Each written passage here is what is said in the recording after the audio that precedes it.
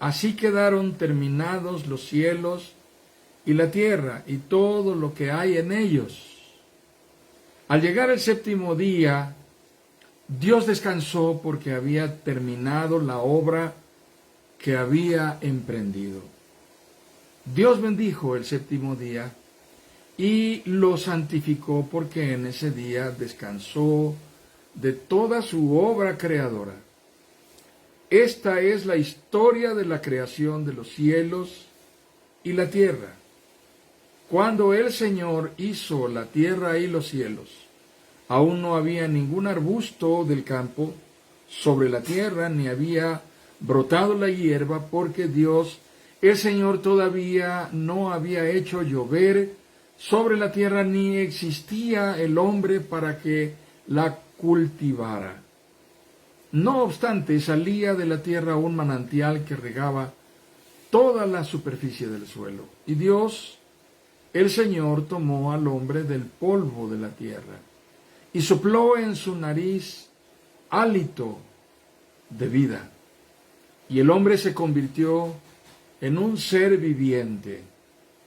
Dios, el Señor, plantó un jardín al oriente del Edén, y allí puso al hombre que había formado. Dios, el Señor, hizo que creciera toda clase de árboles hermosos, los cuales daban frutos buenos y apetecibles. En medio del jardín hizo crecer el árbol de la vida y también el árbol del conocimiento del bien y del mal. Dios, el Señor, tomó al hombre y lo puso en el jardín del Edén para que lo cultivara y lo cuidara. Y le dio este mandato: puedes comer de todos los árboles del jardín, pero del árbol del conocimiento del bien y del mal no deberás comer. El día que de él comas, ciertamente morirás. Luego Dios, el Señor, dijo: no es bueno que el hombre esté solo. Voy a hacerle una ayuda adecuada. Entonces Dios, el Señor, hizo que el hombre cayera en un sueño profundo, y mientras éste dormía, le sacó una costilla y le cerró la herida. De la costilla que le había quitado al hombre, Dios, el Señor, hizo una mujer y se la presentó al hombre, el cual exclamó: esta sí es hueso de mis huesos y carne de mi carne. Se llamará mujer porque del hombre fue sacada. Por eso el hombre deja a su padre y a su madre y se une a su mujer, y los dos se funden en un solo ser. En ese tiempo, el hombre y la mujer estaban desnudos, pero ninguno de los dos sentía vergüenza. En ese tiempo, el hombre y la mujer estaban desnudos, pero ninguno de los dos sentía vergüenza. Génesis 2, 1 al 9, 15 al 18 y 21 al 25. Esta es la Nueva Versión Internacional. Quiero tomar algunas porciones de esto que acabamos de leer. Esto es lo que llaman algunos la segunda narración de la creación. En realidad no se trata de una segunda narración de la creación, sino es la exposición posterior a Génesis capítulo 1, en donde se nos da una descripción detallada de la creación. Y en el enfoque, en esta narración, el enfoque está en la manera en que Dios crea al hombre, pero lo hace al mismo tiempo como el ser titular sobre el cual Dios está delegando una autoridad. ¿Cómo podemos entenderlo? Porque en este punto es en donde Dios hace al hombre responsable de la creación, y al mismo tiempo es en este mismo punto en donde Dios establece una prohibición, que es la norma del Edén. Es la ley establecida por Dios en el Edén. Es la limitación que Dios le pone al hombre, que está entonces como criatura privilegiada por Dios, sometido a la autoridad de Dios y determinado para honrar al Dios a quien tiene que darle cuenta. En realidad se trata entonces de una limitación en la cual Dios marca su autoridad, potestad y soberanía sobre la criatura que ha hecho a su imagen y semejanza, el único ser inteligente que habita la tierra, el hombre. Es en esta misma relatoría, en donde Dios crea a la mujer a partir de una porción del hombre, una parte del hombre. Hemos escuchado muchas y muy diversas explicaciones acerca de por qué de la costilla, acerca de por qué Dios lo hizo a partir del sueño de Adán, y aún me ha tocado oír las cosas más románticas que podamos imaginarnos. En un sueño, porque la mujer es la ilusión del hombre, el ensueño. En realidad no hay un interés romántico en lo que estamos leyendo.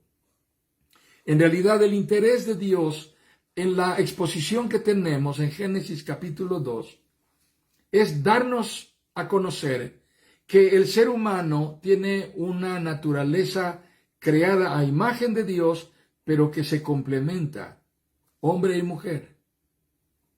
Y que en esta complementariedad establecida por Dios, la dignidad de ambos está dada conforme a lo que hemos leído en Génesis 1, que son ambos seres creados a imagen y semejanza de Dios. No hay jerarquía entre el hombre y la mujer a partir de la narración de Génesis 1. Y podríamos pensar que la hay en Génesis 2, pero es todo lo contrario. En realidad lo que hay en Génesis 2 es una afirmación de la dignidad de esta criatura que ha sido formada a partir del hombre, porque el hombre la reconoce como un ser de su misma e idéntica dignidad. Esta es hueso de mis huesos, carne de mi carne. Y luego está inmediatamente privilegiada la mujer, porque en esta, que es la narración de Génesis 2, el hombre honra a la mujer dándole un lugar de preeminencia entre sus vínculos vitalicios y sagrados establecidos por Dios, poniendo la relación con la mujer, su compañera de vida, por encima de cualquier otra relación, excepto la relación con Dios, a la cual se deben ambos, en obediencia.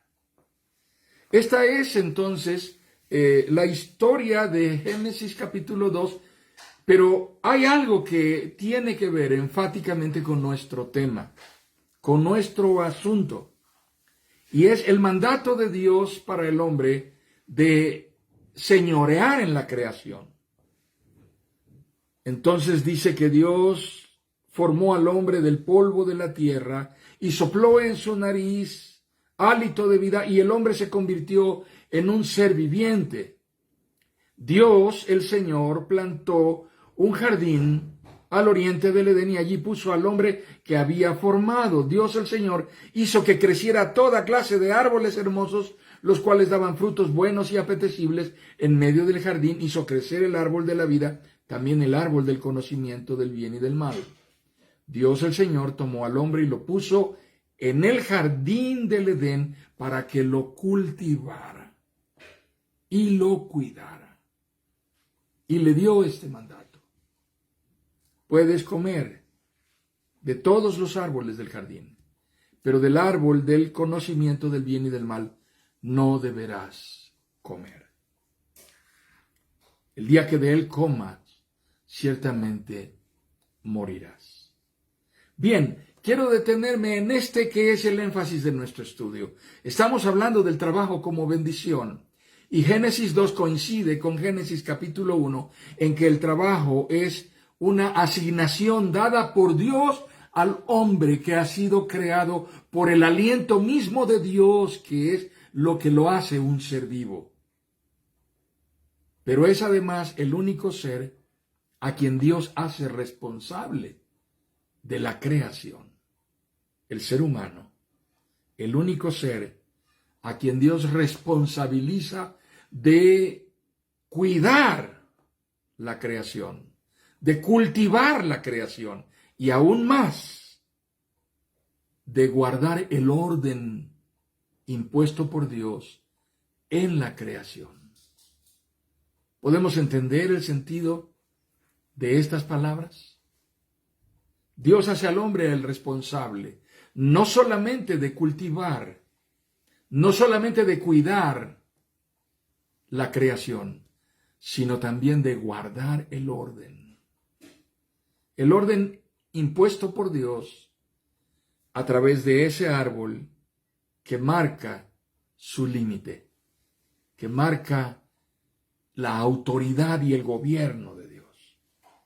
Así que este árbol era la potestad exclusiva de Dios. Nadie debía tomar de él porque había mucho más que disfrutar. Y nadie debía tocar lo que le pertenecía a Dios. Ahora bien, hay dos grandes momentos que determinan nuestra definición del trabajo. Por supuesto, tenemos que abordar este asunto desde estos dos grandes momentos. Esto define el trabajo como el proceso de cumplir el hombre con la asignatura dada por Dios. Así que entenderemos el trabajo y lo vamos a estudiar y a analizar, lo vamos a reflexionar y a valorar. Primero, desde la asignatura previa a la caída. Estamos hablando de este tiempo en donde Dios pone al hombre y delega en él la autoridad para cuidar y cultivar la creación, el jardín que él ha creado. Y después tocaremos también el tiempo posterior a este, el juicio de Dios después de la caída. En ambos casos, nuestro interés es enfocarnos en analizar qué pasa con la asignatura dada por Dios al hombre. ¿Qué pasa con el trabajo? ¿Cómo el hombre asume la responsabilidad que Dios pone sobre sus hombros antes de la caída y después de la caída? Entendamos esto. La asignatura antes de la caída es: Dios coloca al hombre en un sitio de un privilegio indescriptible, un privilegio enorme, y lo constituye a él y a la mujer, siendo ellos dos los únicos seres creados a imagen y semejanza de Dios, el Creador.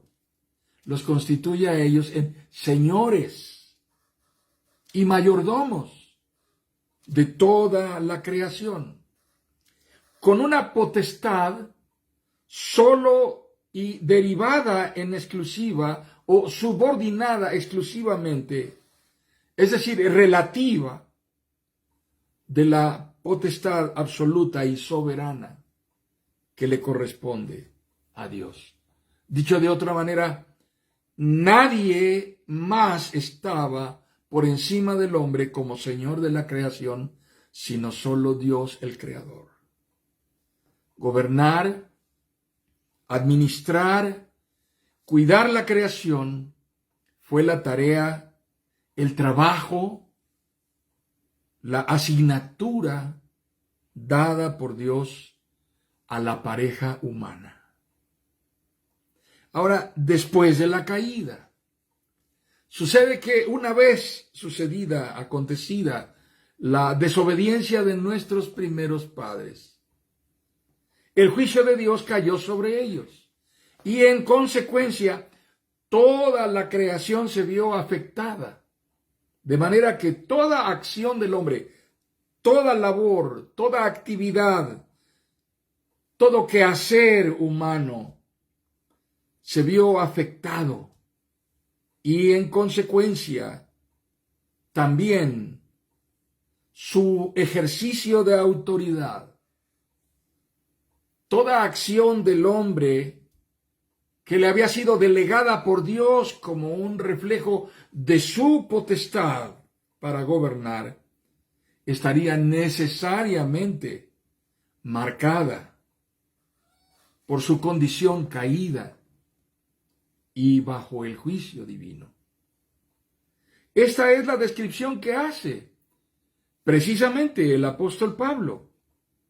El apóstol Pablo expone esto detenidamente en la epístola a los Romanos. Pablo habla en Romanos capítulo 8 y expone cómo la creación también se duele, porque no solamente nosotros estamos anhelando la salvación. Él dice que la creación misma está anhelando. Esto es lo que sucede. Nosotros somos como una naturaleza agonizante, pero junto con nosotros la creación también agoniza. Leo la palabra de Dios en Romanos capítulo 8 a partir del versículo 19. La creación aguarda con ansiedad la revelación de los hijos de Dios, porque fue sometida a la frustración. Esto no sucedió por su propia voluntad, sino por la de aquel que así lo dispuso. Pero queda la firme esperanza de que la creación misma ha de ser liberada de la corrupción que la esclaviza, para así alcanzar la gloriosa libertad de los hijos de Dios. Sabemos que toda la creación gime a una como si tuviera dolores de parto. Y no solo ella, sino también nosotros que tenemos las primicias del Espíritu, gemimos interiormente mientras aguardamos nuestra adopción como hijos, es decir, la redención de nuestro cuerpo. Porque en esa esperanza fuimos salvados. Estas palabras del apóstol Pablo nos describen cómo la creación también está bajo el juicio divino. Esta es la circunstancia que define al trabajo después de la caída, después de la gran desobediencia de nuestros padres a Dios. Esta es la descripción que define el clamor por la redención. ¿Qué fue lo que sucedió a consecuencia de la caída? ¿Es verdad que el trabajo fue maldito entonces? ¿Es maldito el trabajo y es una maldición trabajar? Lo comentamos la semana pasada. No es cierto, el trabajo no es una maldición. No hay ninguna maldición en trabajar. Desempeñar nuestra labor es una bendición. El trabajo debe ser visto como una bendición.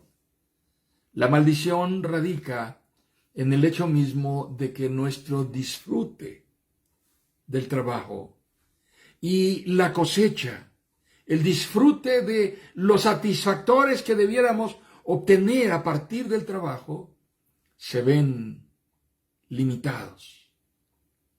Entonces, con dolor, con el sudor de nuestra frente, con pesar, cosechamos, cultivamos. No tenemos la satisfacción que quisiéramos o que debiéramos tener. Y esto es debido a nuestra condición caída y sometida a condenación. Dios ciertamente sostuvo al hombre en su misma situación, en su misma asignatura. Eso no cambió. El hombre sigue siendo señor de la creación. Sigue siendo responsable delante de Dios de la tarea, el trabajo y la asignatura que Dios le dio. Así que Dios sostuvo al hombre en el propósito para el cual fue creado, para trabajar y servir a Dios como Señor de la creación. Pero recordemos que el hombre fue expulsado del estado de privilegio en donde había sido puesto por Dios en el Edén. Así que la relación entre el hombre y la creación, que había sido puesta por Dios bajo el señorío del hombre, bajo la autoridad del hombre, cambió radicalmente, cambió irremediablemente. Esta relación se ve profundamente dañada y alterada. Así que el hombre va a marcar la creación a través de todo acto que lleve a cabo en el ejercicio de su potestad.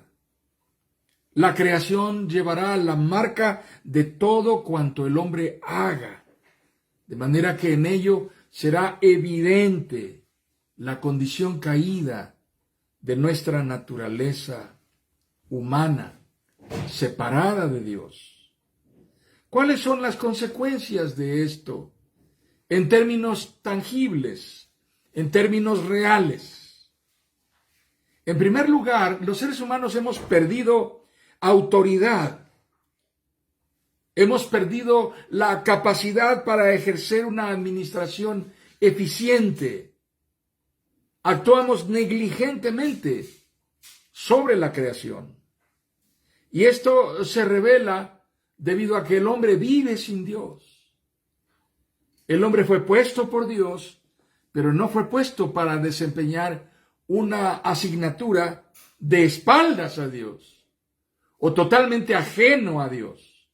El hombre fue puesto para desempeñar una asignatura en comunión con Dios, al servicio de Dios y en el interés de honrar y agradar a Dios. No puede hacerlo.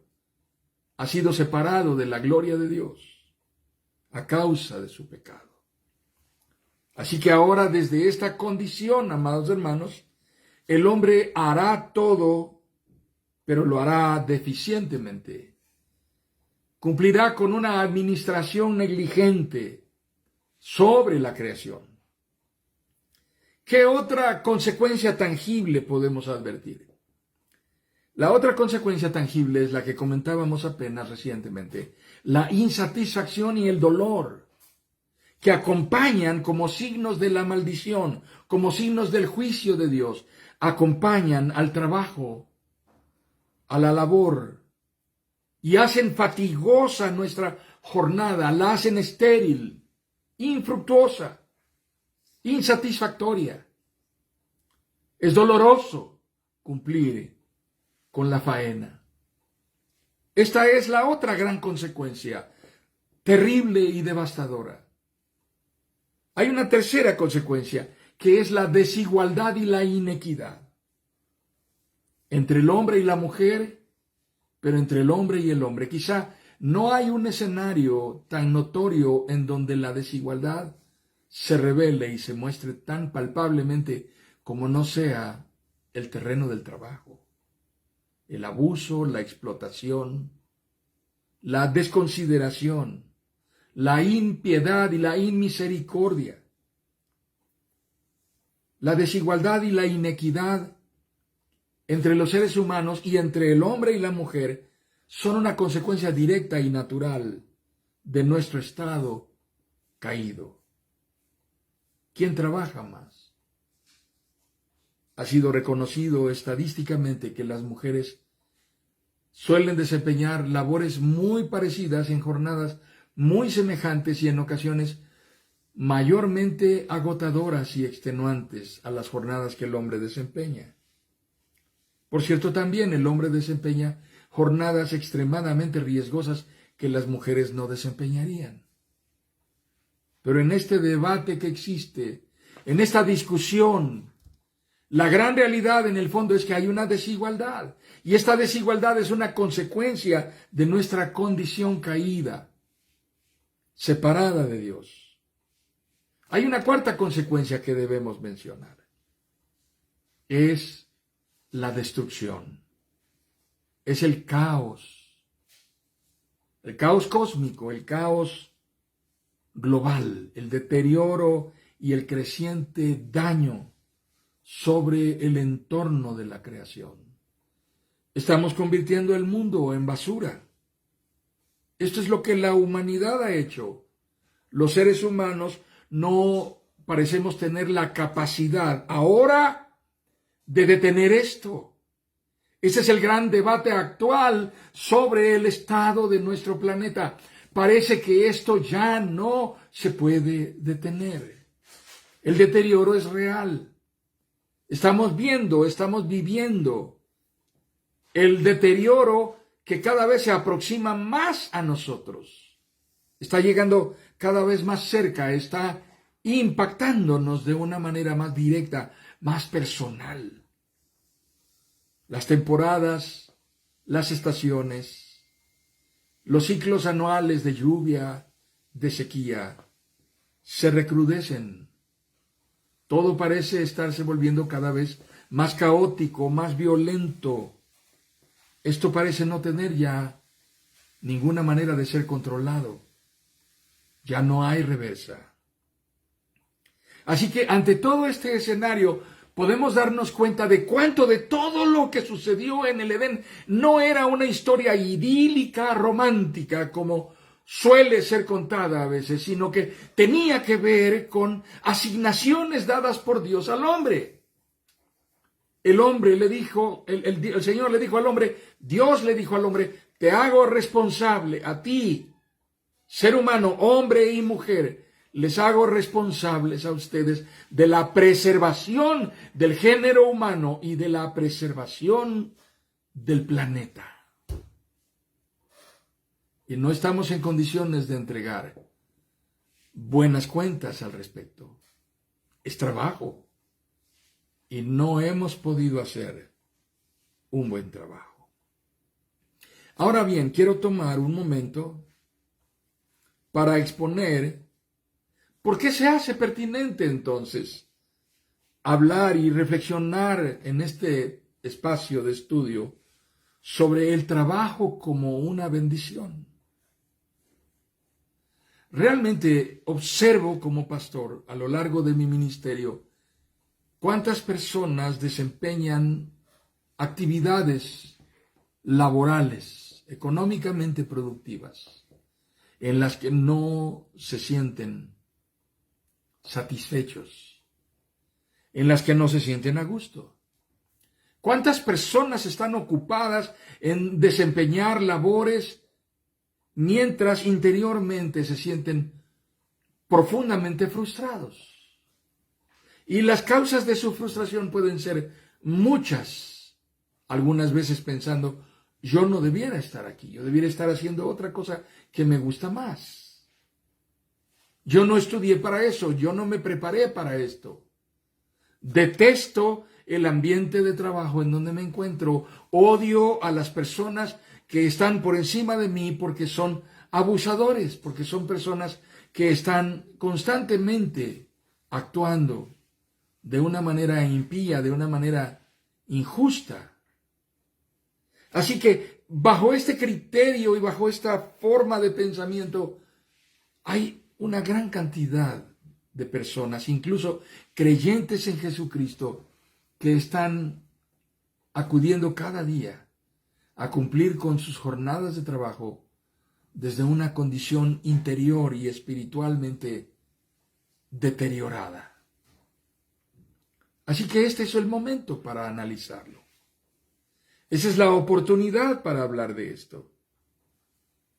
También quiero exponerles que por una parte estamos ante la realidad de una generación que ve el trabajo como un mecanismo adverso de explotación, de abuso, de opresión, de quienes poseen los medios, el poder adquisitivo, el capital para someter a los que viven en la marginación, en la carencia, en la insolvencia, en la ausencia de oportunidades y de posibilidades, que nunca tendrán una oportunidad de cambiar su condición. Y desde otro ángulo, visto desde otra perspectiva, también es necesario reconocer que detrás nos antecedió una generación que consideraba que el trabajo era la manera legítima y la manera digna de generar riqueza, de prosperar, de tener un beneficio, de crecer, de fincar, de llegar a ser alguien. Esta fue la generación creadora de los valores, que perfilaron los derechos laborales. Es también la generación que construyó las estructuras y las instituciones democráticas y vivió el proceso de la revolución industrial, que parecía prometer un estilo de vida mejor para todos. Y esto parecía ser el sistema de vida que esperaba a la humanidad por los siguientes siglos. Pero el énfasis de nuestro análisis no está orientado técnica ni exhaustivamente para llegar a una conclusión ideológica, si nos convendría ser ideológicamente a favor de una o de otra tendencia. No pretendemos imponer una ideología, pero sí quisiéramos tomar un momento para exponer lo que está escrito en la palabra de Dios con el propósito de enmarcar la definición que hoy podemos encontrar desde la postura bíblica y no, por ejemplo, desde la postura de las generaciones, la generación que nos ha antecedido, que ya está saliendo, a la que llaman los baby boomers, la generación que característicamente era tradicionalista y afirmaba la importancia de la productividad. Esta generación que cumplía con sus 8 horas de trabajo y a veces con tiempo extra, y llegaba con su raya y veía un estilo de vida que parecía ser próspero, ordenado. Pero de frente tenemos a las nuevas generaciones, los centennials y los millennials, que no comparten los mismos intereses de los baby boomers, de los anteriores, y están más enfocados a la innovación y la tecnología.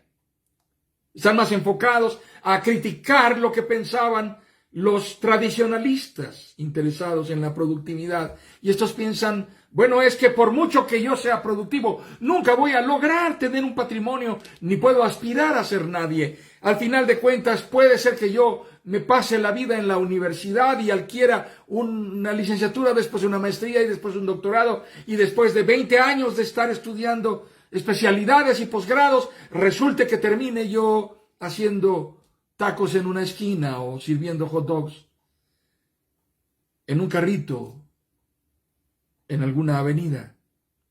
¿Cómo nos impacta a nosotros esta percepción global que hay hoy? ¿Cómo nos impacta a nosotros esta manera de ver la realidad respecto del trabajo? ¿Y qué tiene que decirnos la Biblia acerca de esto? Amados hermanos, quizá uno de los más difíciles procesos en la madurez de una persona, quizá uno de los procesos más complejos en el crecimiento de un individuo, sea el momento de instruirlo en el cumplimiento de asignaturas y responsabilidades. El momento de entrenarlo para asumir roles y tareas que son inherentes a su desarrollo y a su madurez. ¿Cuándo se le deben enseñar a una persona deberes, asignaturas y quehaceres? ¿Cuándo es un buen momento para que a una persona se le instruya en que tiene ciertas responsabilidades y ciertos roles? ¿Será bueno que lo comience haciendo la esposa después de volver de la luna de miel y le diga a su esposo las tareas que espera que él haga domésticamente?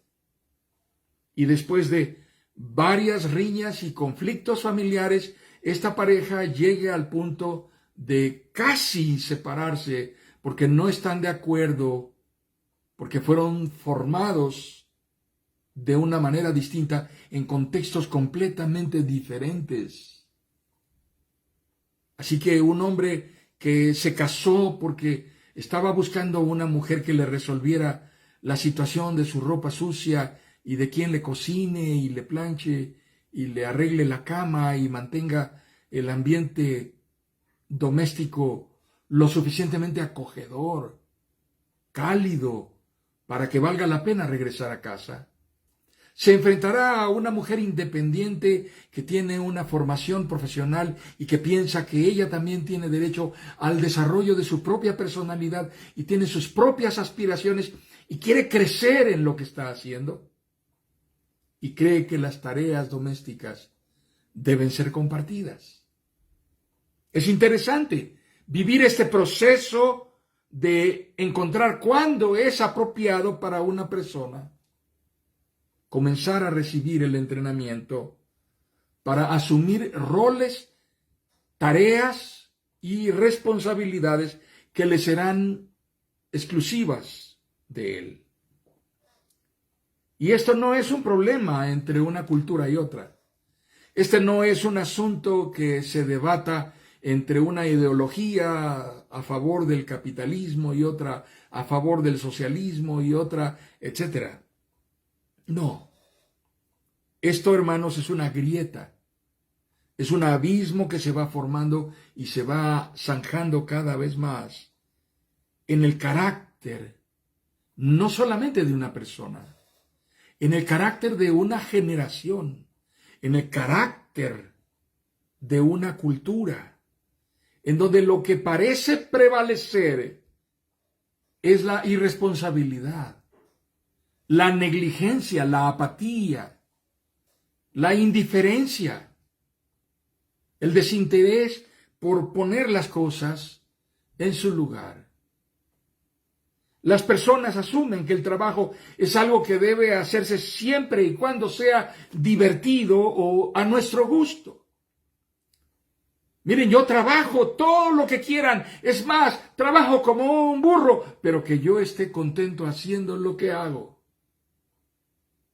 Millones de personas trabajan todos los días sin poder decir que eso que están haciendo realmente les gratifica.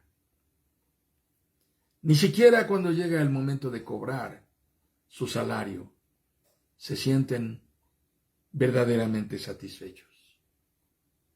Así que esta es realmente una problemática. Esto es realmente una realidad que apela a nuestro interés. Existen muchísimas formas de vicios y de comportamientos que convierten casi cualquier labor en una ocasión para la frustración, para la inseguridad, para el maltrato, para el abuso, para la explotación y hasta para la tragedia, para el accidente inimaginado.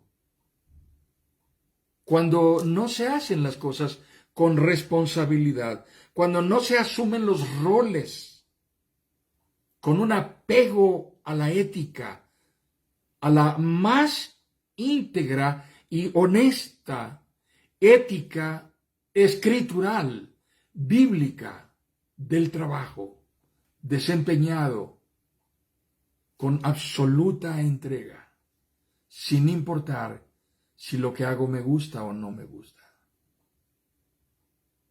Cuando eso sucede, puede pasar cualquier desgracia. Eso es algo de lo que la Biblia se ocupa. Es algo de lo que la palabra de Dios constantemente, reiteradamente, está hablándonos. Es algo en lo que Dios se muestra insistentemente interesado.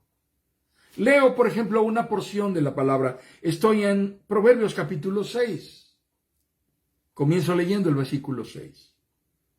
Anda, perezoso, fíjate en la hormiga, fíjate en lo que hace y adquiere sabiduría. No tiene quien la mande, ni quien la vigile, ni la gobierne. Con todo, en el verano almacena provisiones y durante la cosecha recoge alimentos. Perezoso, ¿cuánto tiempo más seguirás acostado? ¿Cuándo despertarás de tu sueño? Un corto sueño, una breve siesta, un pequeño descanso, cruzado de brazos, y te asaltará la pobreza como un bandido y la escasez como un hombre armado. Por eso le sobrevendrá la ruina. De repente será destruido y no podrá evitarlo. Proverbios 6.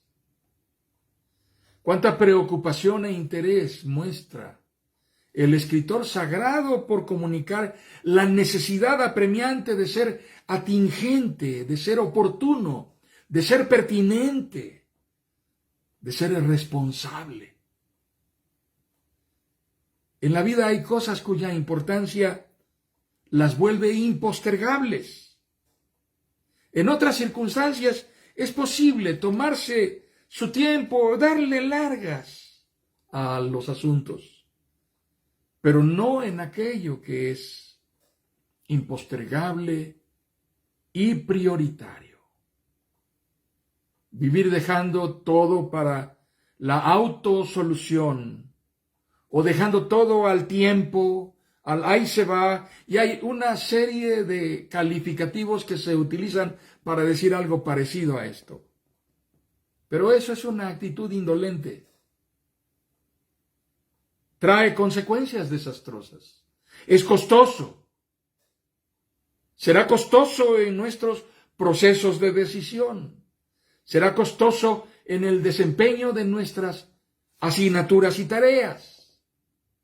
No atender lo que nos demanda atención termina mostrándonos, al final de cuentas, como la gente apática, desidiosa, indiferente, que no es capaz de comunicar certidumbre casi en nada. Alguien a quien los demás observan esperando que dé signos de atingencia, por lo menos en una cosa. Pero no hay respuestas. No parece haberlas. Esto se llama técnicamente procrastinación, dejar todo para después. Está considerada como un trastorno grave del comportamiento. Personas suelen formarse con la idea de que siempre se pueden dejar las cosas para después. Un trastorno grave de la personalidad, debido al cual la persona tiende a postergar siempre, dejar para después los quehaceres, las asignaturas, las tareas, particularmente las que le son incómodas, las que son agobiantes, las que son estresantes, las que son desagradables. Es muy común encontrarnos con esto. Hay ciertas escenas típicas familiares. Las mujeres piensan, por ejemplo, que esto es un mal típico de los hombres. Todos los hombres son iguales, dicen ellas.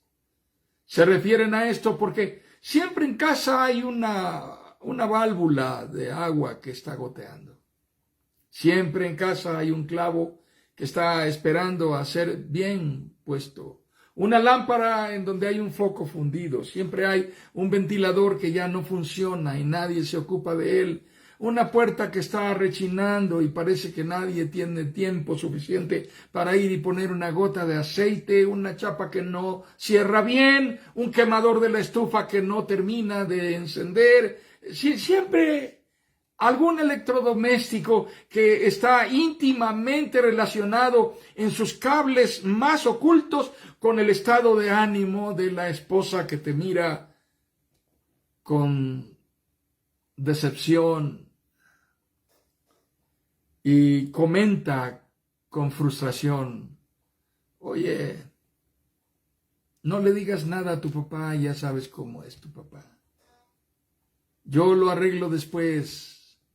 Todo lo que le digas a tu papá, ya sabes que finalmente terminará en nada porque nunca decide, nunca resuelve. Toda la vida estamos esperando que nos diga sí o no y parece que nunca tenemos una respuesta certera de él.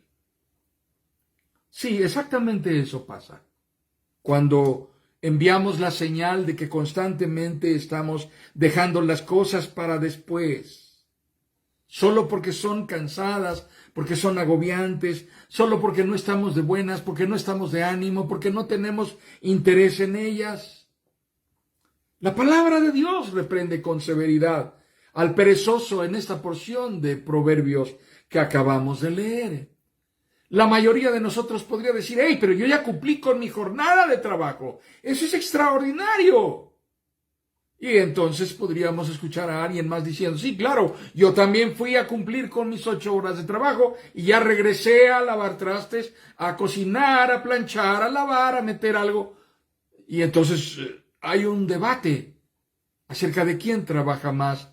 Un debate que nos regresa nuevamente allí, afuera, en la puerta de entrada del Edén, en donde nuestros padres terminaron siendo expulsados por Dios después de haber desobedecido. No es cosa menor lo que pasó allí. Y nuestra vida laboral, nuestra capacidad creativa, nuestra capacidad resolutiva, nuestra habilidad productiva, nuestro ingenio, todo ha sido afectado. Esa es la razón por la cual necesitamos la redención de Dios que involucra toda nuestra realidad, todo nuestro universo, todo yo, la totalidad de mi persona y la totalidad de mi quehacer, la totalidad de mis intereses necesitan ser redimidos por Cristo. Mi vida debe volver a estar bajo el absoluto señorío de Dios. Debo volver a rendirle cuentas a Dios. Debo volver delante de Dios como el responsable que fui hecho por Él. Nunca dejé de serlo. Solo que durante un buen tiempo no asumí mi responsabilidad. Tomemos la lección de la palabra, entendamos lo que el Señor está diciéndonos en el interés de reconocer que en el trabajo hay una gracia sobreabundante de Dios dada al hombre como su colaborador. La manera en la cual podemos servir a Dios no es yéndonos de misioneros a Alaska o a Siberia. Ya hay misioneros allá. Es posible que alguien que está escuchando esto tenga efectivamente un llamado para irse de misionero. Gloria a Dios si es así, pero no, realmente no es esa la única manera de servir a Dios. Podemos servir a Dios aquí, en nuestro propio entorno, en donde Dios nos ha puesto, y podemos hacerlo enviando las señales de certidumbre porque somos atingentes en aquello que Dios ha puesto en nuestras manos. Podemos trabajar mirando el trabajo como lo que es, una bendición de Dios.